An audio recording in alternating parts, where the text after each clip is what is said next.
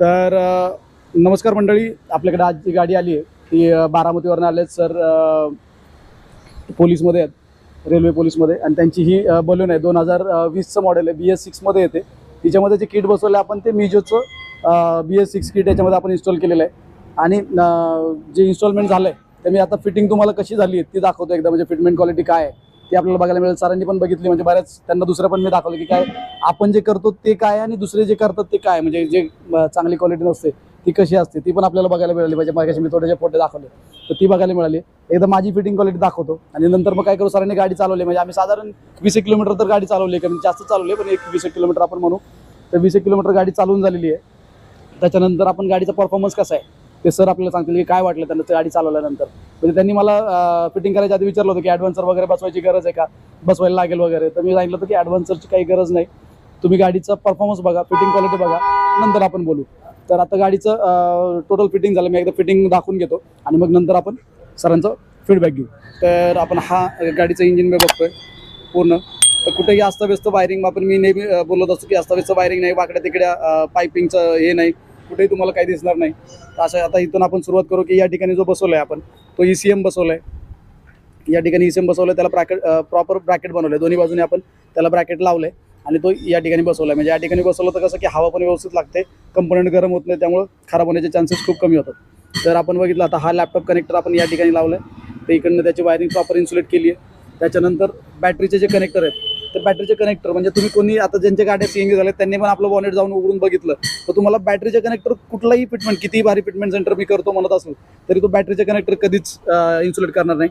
त्याच्यानंतर पाठीमागे गेलेली जी वायर आहे आपली ती स्विच आतमध्ये गाडीच्या स्विचकडे गेलेली आहे, ती प्रॉपर लावली आहे. त्याच्यानंतर ही जी वायर आपण बघितलं तर एकदम प्रॉपर इन्सुलेट आहे, म्हणजे 3 लेअर 4 लेअर आपण म्हणू शकतो अशा प्रकारे. म्हणजे ही कंपनीची वायर आहे, ही आपली वायर आहे.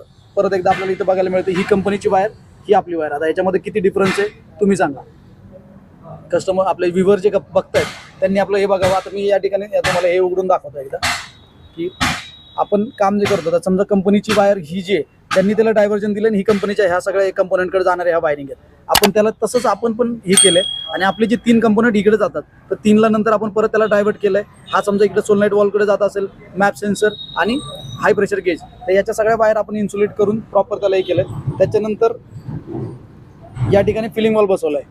फिलिंग वॉल बघितलं तर फिलिंग वॉलकडे जाणारी पायपिंग एकदम प्रॉपर, म्हणजे खालून आपण तिला बेंडिंग थोडंसं वेगळं केलं आहे. असं करून नंतर मग इकडं आणून त्याला व्यवस्थित आखीव रेखीव प्रमाणे आपण जे मी नेहमी म्हणत असतो तसं त्याला आखीव रेखीव पायपिंग केलेली आहे. इकडनं आपण बघितलं ते पाठीमागं जाणारी जी पाईप आहे ती पाईपसुद्धा एकदम व्यवस्थित, म्हणजे इकडनं आली आहे, इकडनं परत पाठीमागं जाऊन व्यवस्थित कुठल्याही मध्ये अडथळा होणार नाही. कुठल्याही पार्टला गाडीची सर्व्हिसिंग किंवा कुठलं दुसरं काम काही करायचं असेल तर माझा CNGचा पार्ट कुठेही मध्ये येणार नाही, मी बसवलेला आहे. तर अशा प्रकारे आपण सगळं हे फिटमेंट झालेलं आहे. मी पाठीमागे एकदा दाखवतो. पाठीमागचा जो पार्ट आहे, जो बलेनो किंवा आपण स्विफ्ट डिझायरमध्ये म्हणतो, तर स्पेस किती राहतो हा सगळ्यात महत्त्वाचा पार्ट असतो. तर अशा प्रकारे हा आपण गाडीचा बूट बघतोय. तर हा इतका स्पेस गाडीमध्ये बलेनोमध्ये आपण 60 लिटरचा टँक लावल्यानंतर म्हणजे खूप भरपूर स्पेस आहे. हा इकडं खूप मोठी जागा आहे, हिच्यामध्ये इकडं खूप मोठं बॅगा वगैरे टाकू शकतो. हा वरचा सगळा स्पेस पार्सल ट्रेच्या खालचा तो आपल्याला युजेबल आहे.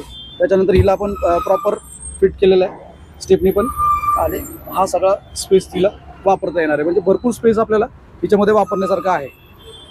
60 लिटर टँक बसवून BS6मध्ये 60 लिटरचा अप्रुव्हल आहे बलेनोमध्ये, त्याच्यामुळे 60 लिटरचा टँक आपण याच्यामध्ये बसवला आहे. आणि अशा प्रकारे गाडीचं फिटिंग झालं आहे.